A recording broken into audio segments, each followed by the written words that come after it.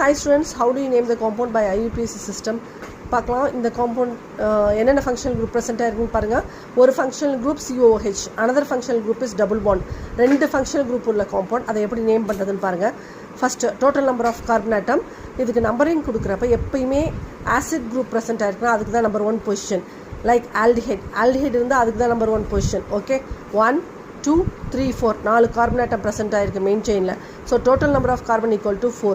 என்னென்ன functional group present ஆகிருக்கு? One is acid, another one is double bond. Okay, then substituent. என்ன substituent present ஆகிருக்கு? CH3CH2, that is ethyl group that is attached to the second position. Ethyl is a substituent group attached to the second carbon. அப்போ இதோட total number of carbon 4 இருக்கிறதுனால butane எழுதிக்கோங்க. Double bond இருக்கிறதுனால butene. A is replaced by means of E, butene.